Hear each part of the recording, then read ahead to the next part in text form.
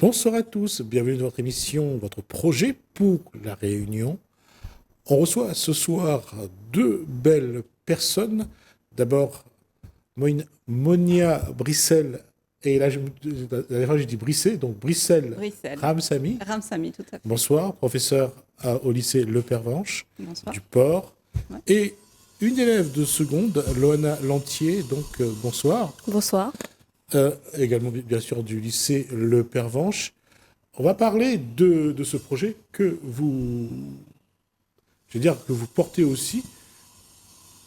D'abord, le développement durable, c'était ça Tout à fait, oui. Ouais. C'était donc mes élèves, dont une représentante ici. Ouais. On a organisé, dans le cadre de la semaine du développement durable, en fait, une exposition sur le peuple Kogi.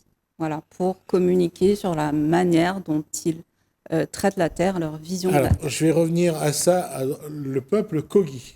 Le peuple Kogi, tout à fait. Alors, qu'est-ce que c'est le peuple Kogi?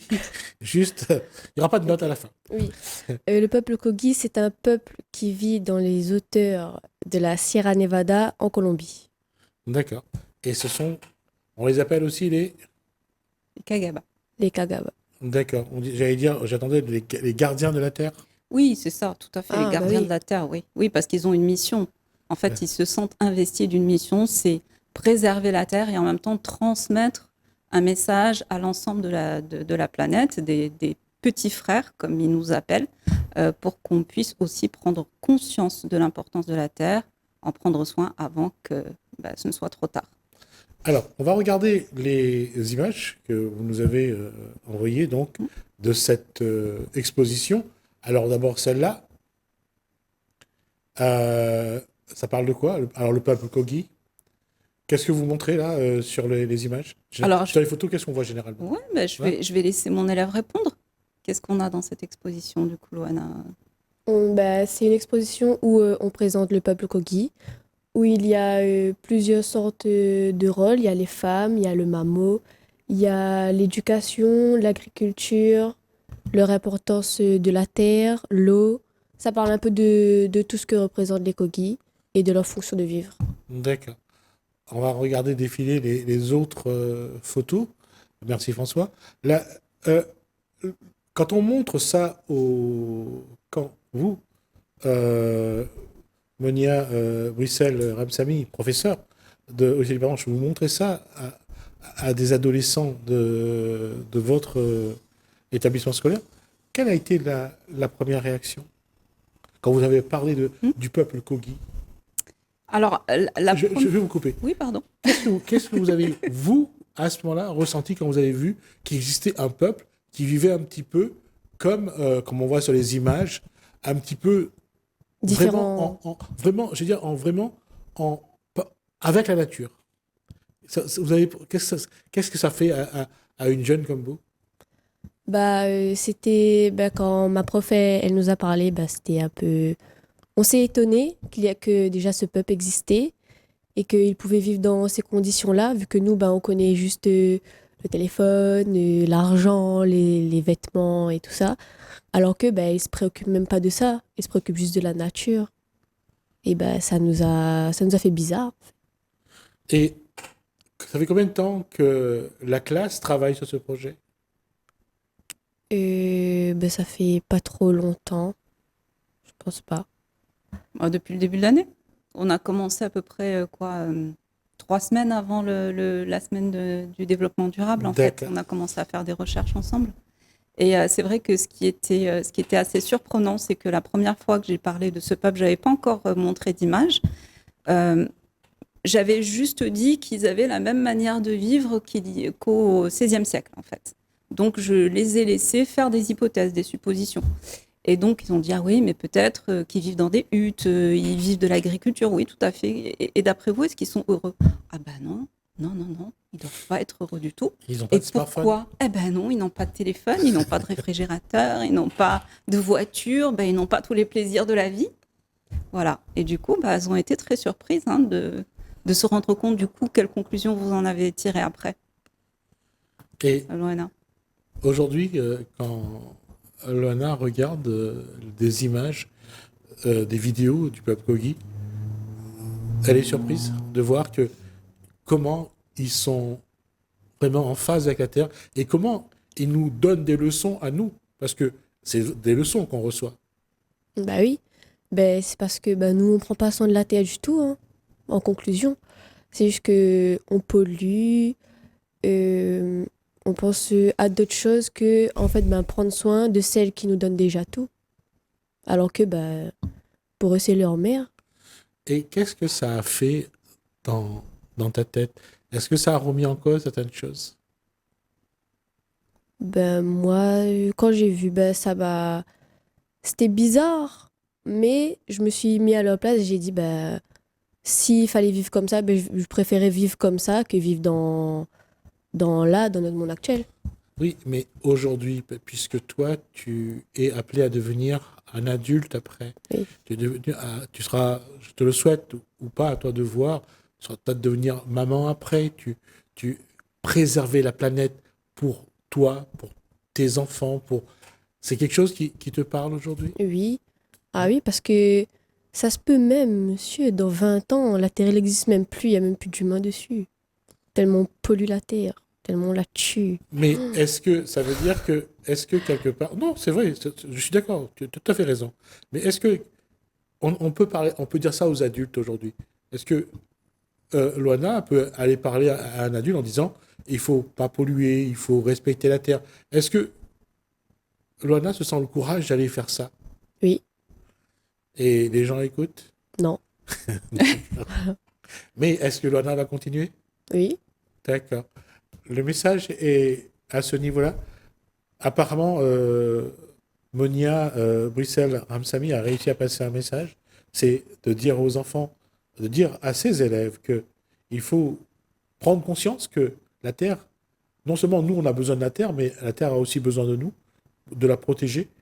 Ce message-là, comment vous l'avez fait, je veux dire, vous l'avez verbalisé, comment vous l'avez transmis? Alors, dans un premier temps, on a réfléchi un petit peu sur le mode de vie des Kogi. Et donc, on a remis en question, enfin, on a fait un parallèle entre le mode de vie des Kogi et le nôtre. Et on en a tiré la conclusion qu'eux vivaient dans la paix, au final.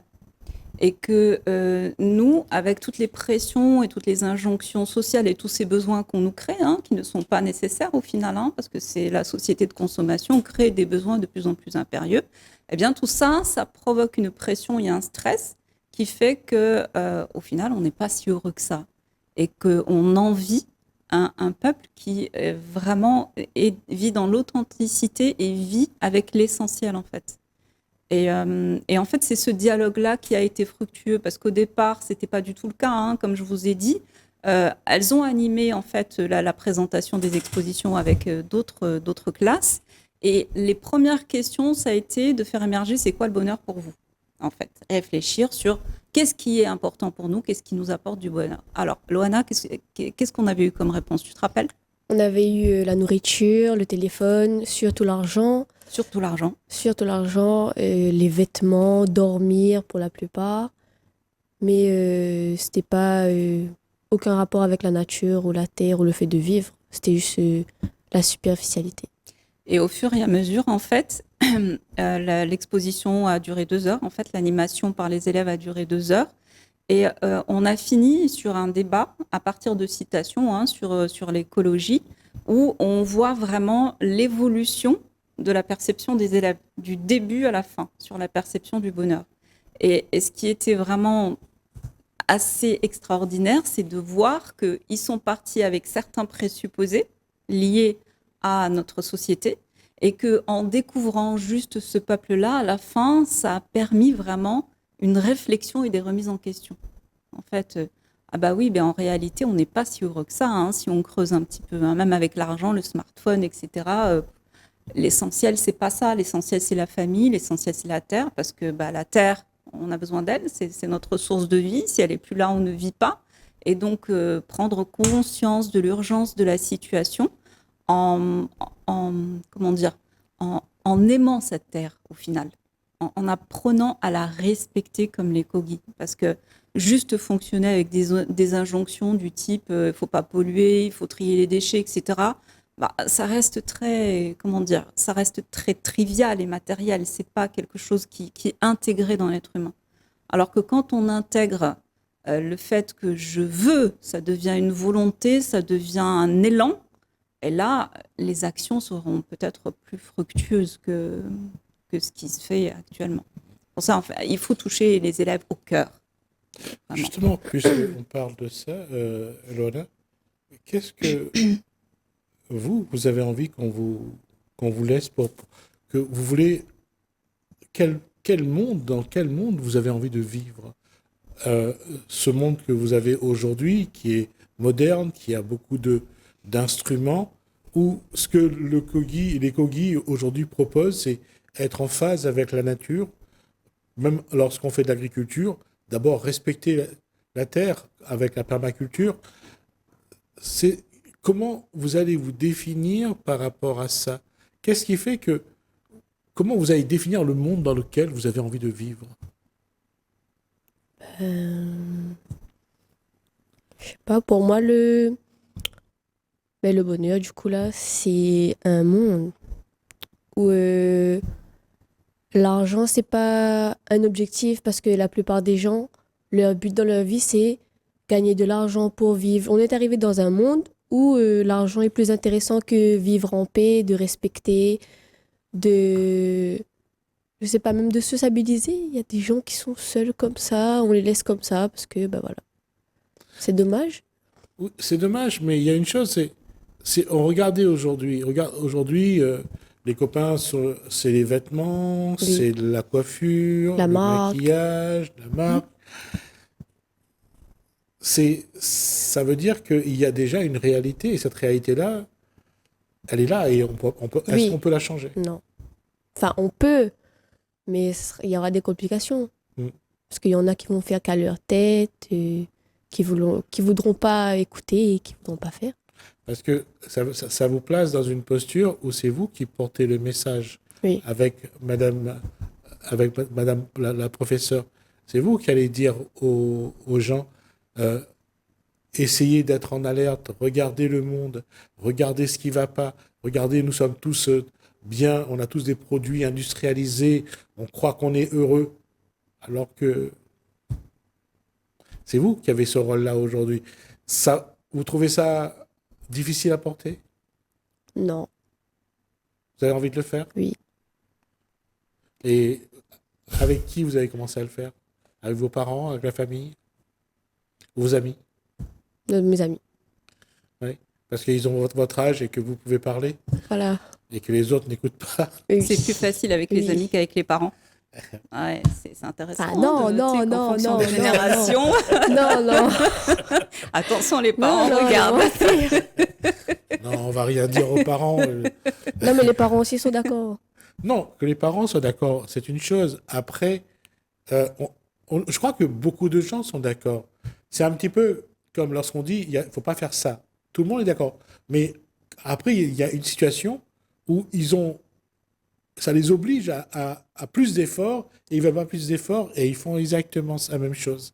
C'est pour ça que je dis toujours que c'est pas... On est tous maîtres de nos décisions. Tout à fait.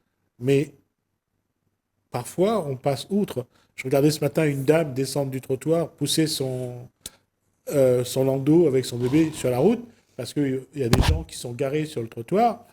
Je me dis, on n'arrête pas de dire, on ne se gare pas sur le trottoir, on ne se gare pas sur le trottoir. Cette dame a mis sa vie et la vie de son bébé en danger en descendant sur la route. Oui, c'est ça, c'est le problème de civisme. Mais en fait, ce que vous dites là, ça me fait penser à une citation. Alors, j'ai plus la citation exacte, mais il me semble que c'était le plus grand danger pour la planète, c'est de croire que quelqu'un d'autre va la sauver. Donc, en fait, on laisse toujours l'action à l'autre. Ouais. Hein, on est tellement embourbé dans notre quotidien, dans nos préoccupations, dans notre que en fait, ça devient de l'oubli. Hein. En fait, on se rassure également. C'est ça, oui. C'est une façon de se rassurer, de dire que l'autre viendra faire le job. Ouais, le job à ma place. Alors qu'on est tous responsables, on habite tous cette planète. Hein. Par exemple, pour vous, dans la cour de l'école, lorsqu'il s'agit de mettre un papier à la poubelle, tout le monde le fait bien ou... Non. Ouais. Et en fait, c'est ça qui est extraordinaire, c'est que ça les a tellement sensibilisées qu'aujourd'hui, elles ont un autre prisme, en fait, hein, quand elles observent leurs camarades. Et même quand elles ont présenté l'exposition à 2 classes, quand elles ont vu les élèves qui ne s'intéressaient pas alors que ce sujet leur tenait tellement à cœur, ne comprennent pas comment d'autres ne peuvent pas être aussi sensibles, en fait.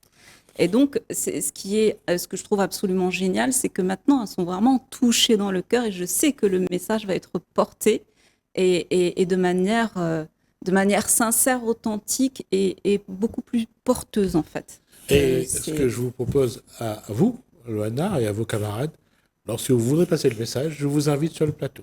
Vous m'appelez et je vous ouvre le plateau. Comme ça, votre message aura un peu plus sera un peu plus vu.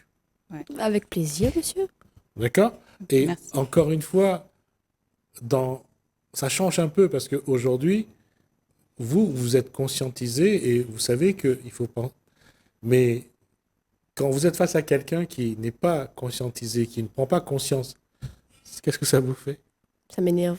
Vous voyez, Non, c'est. ça fonctionne, hein? Ouais. Ça fonctionne. Et du coup, je voulais juste rajouter qu'en fait, donc l'exposition, c'est vraiment le premier pas, hein, du projet global, parce que donc on est investi dans la fameuse école Fond de Cœur, hein, dont d'autres intervenants vous ont parlé. Ouais. Et je voulais juste préciser que notre marraine de cœur, c'est Erika Avellio, et on la remercie infiniment d'avoir Alors, on va juste rappeler accepté. qu'Erika Avellio est une fille née à Saint-Paul Oui, tout à fait. et qui aujourd'hui travaille sur des projets spatiaux Tout à fait. et qu'elle est déjà venue sur ce plateau, bien sûr, et elle a vraiment. Et en plus, son travail, elle essaye vraiment de le passer aux enfants. Oui. Ça, c'est quelque chose de fantastique et bravo à elle et félicitations. Et merci de l'avoir rappelé. Et ben, on aura l'occasion, j'espère, de le recevoir avec vous et voir un petit ouais, peu. ce serait Ouais, très bien. y a Ce pas de serait problème. très chouette, ouais. De le faire quand l'occasion nous sera donnée. À nous de voir comment nous pouvons montrer que. Moi, je veux dire, je suis toujours. Je dis, quand un Réunionnais ou une Réunionnaise va aussi loin dans sa démarche, je crois qu'il faut le montrer, il faut le dire, il faut vraiment le féliciter et être fier de ça. Il y a de la visibilité, oui, c'est vrai. Et en fait, l'association Planète Métis travaille en association avec l'association de Picali d'Erika Avellio. Et donc, je pense qu'il y a des projets vraiment très porteurs qui vont sortir de cette association.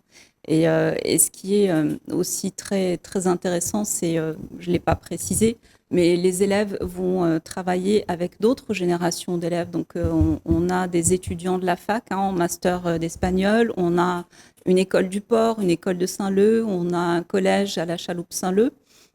Alors, j'espère que j'ai oublié personne. Donc, en fait, on vise toutes les générations et tous ces élèves qui auront travaillé de manière, comment dire, chacun de leur côté sur un projet, on va rassembler, si vous voulez, toutes nos réflexions pour qu'on puisse après en définir une charte de l'école et rêver à l'école de demain, rêver à une école qui nous connecte à la nature, qui respecte l'humain et qui respecte la nature. Et tout, de toute façon, toute concrétisation vient d'un rêve. Donc en fait, ce qu'on veut, c'est remettre le rêve à l'honneur, parce qu'on ne rêve pas assez dans cette société. On ne rêve plus. On ne rêve, oui, on rêve plus. On ne croit plus aux princes et aux princesses. Hélas. On n'y croit plus.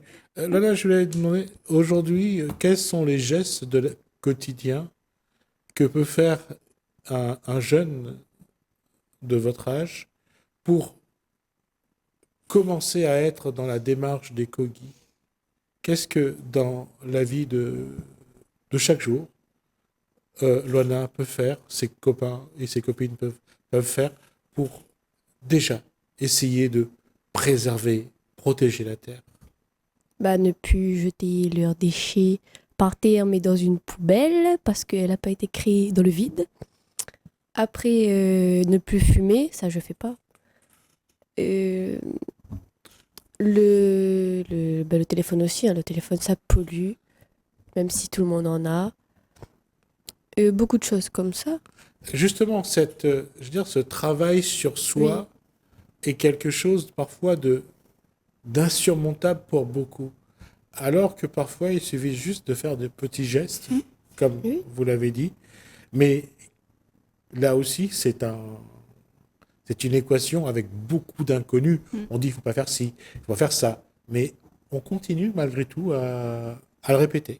Parce que ce ne sont que des injonctions et ça reste mental, ça ne touche pas le cœur. À partir du moment où ça touche le cœur, là, ça devient autre chose. Ça devient un combat. À quel moment l'individu sent que le geste de jeter un papier par terre, ça a une conséquence pour la nature et pour sa vie?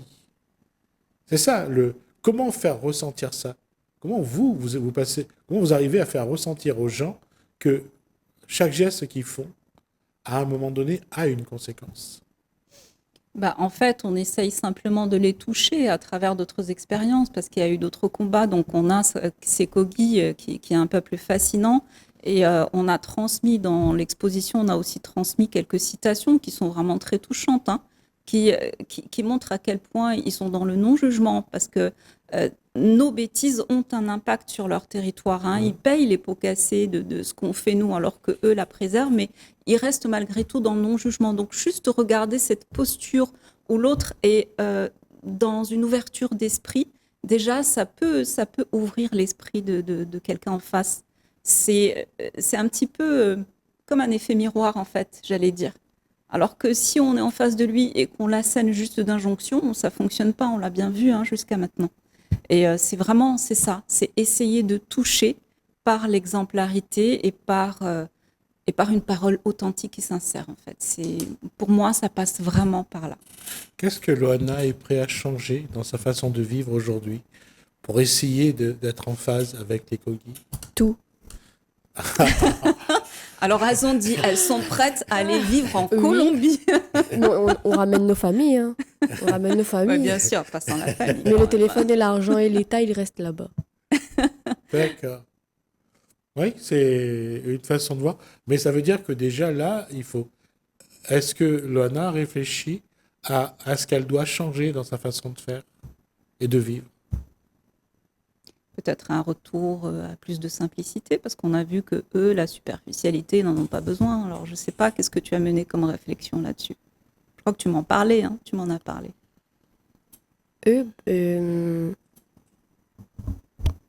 Moi. Par exemple, dans sa façon d'être, sa façon de faire, l'exigence parfois à vouloir un petit haut un peu plus mignon, non? Non. Dans sa façon de manger, dans sa façon pas seulement de se vêtir, mais d'être. Il y a des choses qui peut évoluer ou pas? Les choses qui peuvent évoluer. Et les gens qui veulent les vêtements de marque. Qu'est-ce que, dans ce que les Kogi dans ce que vous avez vu sur les Kogi, qu'est-ce qui vous a plus plu chez les Indiens Kogi de Colombie? Qu'ils ne se préoccupent pas de la superficialité, ils se contentent du minimum. Et leur seule préoccupation, c'est la terre. C'est tout. Et il y a quelque chose que j'ai aimé dans ce que j'ai vu, c'est qu'ils tissaient eux-mêmes leurs vêtements Oui. pour l'énergie des vêtements. Oui. Et j'ai trouvé ça fantastique parce que les vêtements manufacturés n'ont pas la bonne énergie. Tout à fait. Je crois qu'ils ont raison de toute façon. C'est ça. Écoutez, ce sont leurs croyances, en tout cas. Mais plus on en apprend sur ce peuple et plus ils sont fascinants. Parce que ça paraît très simple comme ça, juste un peuple qui vit de l'agriculture, mais ils ont un fonctionnement quand même très complexe et un savoir ancestral très, très élaboré. Donc, plus on en apprend sur eux et moins on en sait en réalité. On découvre tout un univers. C'est vraiment un univers. Ce serait vraiment une erreur de se dire c'est un peuple primaire.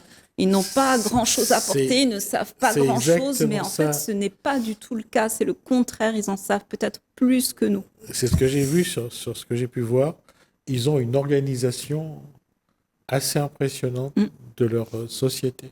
Oui, tout à fait. Tout est, et comme a dit tout à l'heure Loana, c'est Tout est vraiment dans de faire bien les choses et que l'ensemble marche, l'ensemble fonctionne. C'est ça, en fait, c'est le maintien de l'équilibre. Ouais. L'équilibre, c'est un concept très très important pour eux, parce que la vie fonctionne avec un équilibre.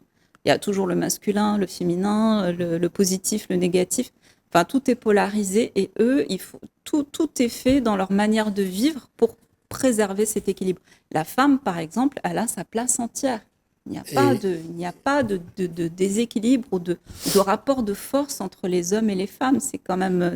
Oui, parce que chez ce genre de peuple, l'énergie de la femme est quelque chose de supérieur à l'homme. Et on respecte l'énergie de la femme. Mm. Et c'est pour ça que là, l'équilibre est là. Oui. Parce que sans la femme, il y a une rupture, une vraie rupture. Bien sûr, parce que la femme donne la vie. Tout à fait. Ouais. Et en plus, ils ont cette connexion avec l'univers, avec leur univers, qui est aussi formidable.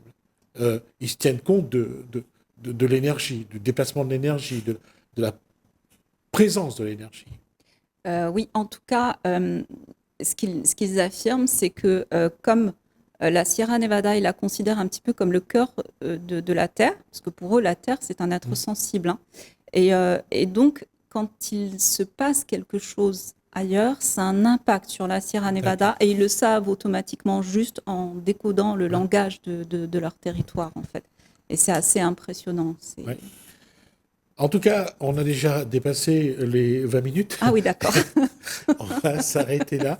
Je vous donne rendez-vous, ça sera sans doute l'année prochaine, pour continuer. Avec on va essayer d'avoir un rendez-vous régulier, ne serait-ce qu'une fois par mois, pour venir sur ce plateau, Loana ou d'autres, avec vous, avec Erika Avelio peut-être, pour remettre à chaque fois une couche, pour essayer de voir si on peut être des lanceurs d'alerte, si on peut conscientiser les gens sur la nécessité de protéger la Terre et de nous protéger nous. Merci. Merci à vous de nous recevoir aussi, de nous donner la parole. Et puis surtout, la parole aux élèves aussi, c'est important. Merci Monia Brissel Ramsamy. Merci à Loana Lantier. Merci à vous de nous avoir suivis. Merci Alain, merci François. Je vous dis à bientôt.